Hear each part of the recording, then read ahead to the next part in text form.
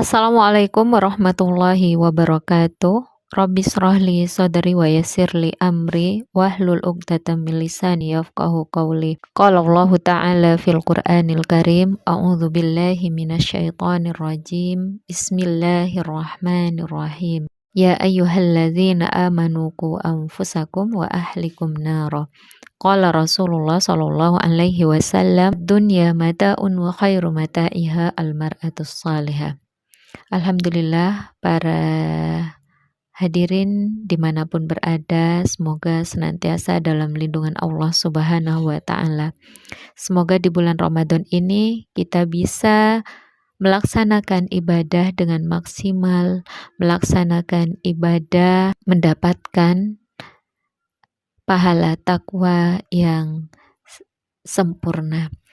Baik, pada kali ini pembahasan kita tentang sholat yang diterima oleh Allah Subhanahu wa Ta'ala. Sholat bukan hanya gerakan ruku, gerakan sujud, tapi sholat adalah perjumpaan seorang hamba dengan Robnya.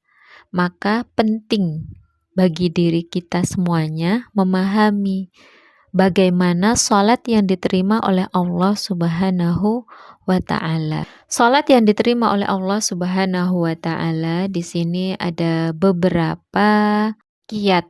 Yang pertama, bahwasanya kita harus tahu sholat adalah amal pertama yang dihisab oleh Allah Subhanahu wa Ta'ala. Sebagaimana dalam sabda Rasulullah sallallahu alaihi wasallam, inna awwala ma yuhasabu bihil abdu yaumal qiyamah min amalihi as-salah. Fa in salahat salaha sairu amalihi.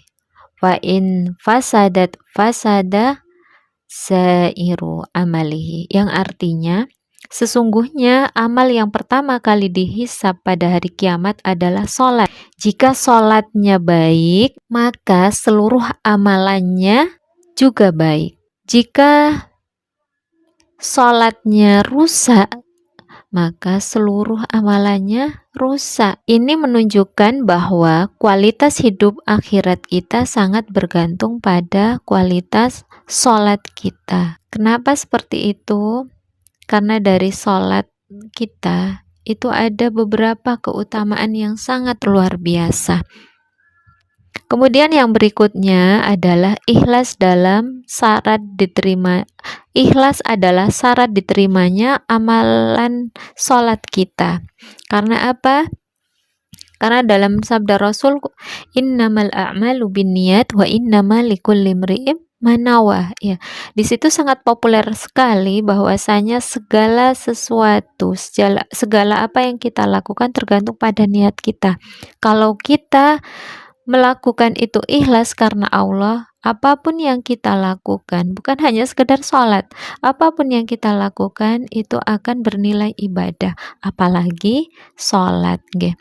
Di sini pentingnya bagaimana kita sholat ikhlas karena Allah Subhanahu wa Ta'ala. Kemudian yang ketiga adalah bacaan harus sesuai dengan sunnah Rasulullah Sallallahu Alaihi Wasallam. Bacaan harus benar, gerakan sesuai tuntunan. Kita harus berusaha untuk bisa tumakninah. Kemudian yang keempat, bacaan harus sesuai dengan sunnah Rasul. Di sini kita harus tahu bahwasanya bacaan seperti apa yang dicontohkan oleh Rasul dengan apa? Dengan hadis-hadis yang sahih. Jangan sampai kita mengambil bacaan dari hadis yang tidak sahih seperti itu. Yang keempat, khusyuk dalam sholat. Di sini khusyuk tidaknya sholat itu juga mempengaruhi nilai pahala yang akan kita dapat. Karena dalam hadis Rasulullah Shallallahu Alaihi Wasallam yang artinya sesungguhnya seseorang selesai dari sholatnya itu dan tidak dicatat baginya kecuali 1/10-nya, 1/9-nya, 1/8-nya. Kenapa? Karena kurang khusyuk ya. Jadi hanya 1/10-nya saja. Tidak sempurna ketika kita belum khusyuk. Karena sholat yang diterima adalah sholat yang hatinya hadir bersama Allah, bukan sekedar jasadnya saja nggih. Terkadang kita sebagai ibu-ibu nggih, namanya kita banyak yang dipikir, terkadang ketika sholat itu semuanya kita pikirkan. Kalau kita terjadi seperti itu, sebelum sholat maka kita harus punya langkah-langkah dulu. Kita sholatnya jangan pas mepet-mepet, karena itu bikin terburu-buru, akhirnya kita kurang konsentrasi gitu ya. Jadi memang harus kita persiapkan dulu ketika kita mau sholat. Yang berikutnya, menjaga waktu sholat. Oke.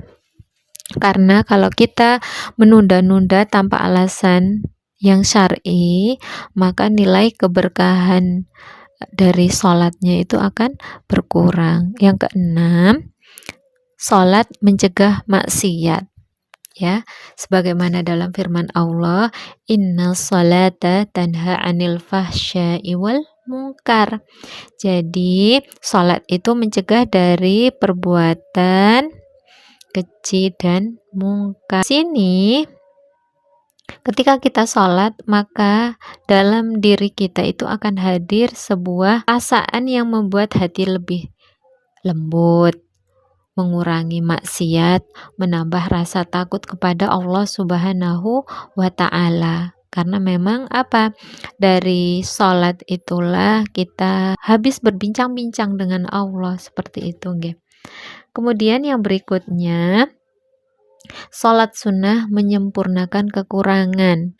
Jadi ketika sholat kita kurang khusyuk, sholat kita masih ada yang bolong pahalanya, maka di situ sholat sunnahlah kita. Oke. Sering-sering kita melaksanakan sholat sunnah untuk menyempurnakan kekurangan dari sholat-sholat kita, karena kita nggak tahu sholat yang mana, gerakan yang mana yang kurang sempurna, kurang tumatinina, kurang bacaannya kurang benar dan sebagainya di sini. Maka dari sholat-sholat sunnah lah itu yang akan menutupi kekurangan dari sholat kita. Maka kalau bisa kita jangan sampai meninggalkan rawatib, sholat duha, sholat tahajud, dan sholat witir, karena di situ adalah bagian yang sangat luar biasa dan mempunyai keutamaan-keutamaan tersendiri dari sholat-sholat sunnah yang saya sebutkan tadi. Di sini Rasulullah Shallallahu Alaihi Wasallam bersabda, ju'ilat qurratu aini fi sholat, jadikanlah penyejuk mataku ada dalam sholat. Dan semoga sholat itu tidak menjadikan beban bagi kita. Sholat adalah menjadikan ketenangan kita. Sholat adalah pertemuan kita dengan Allah. Mari kita perbaiki, okay? Niat kita sekarang.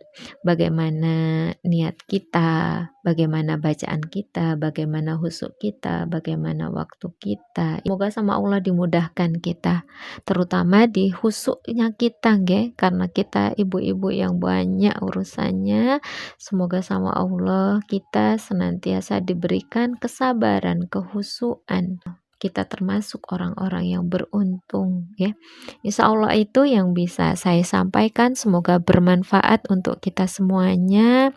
Semoga kita menjadi penghuni surganya Allah, dan semoga kita dimudahkan dari segala urusan oleh Allah Subhanahu wa Ta'ala. Baik, mungkin ini yang bisa saya sampaikan. Semoga bermanfaat. Kurang lebihnya mohon maaf. Assalamualaikum warahmatullahi wabarakatuh.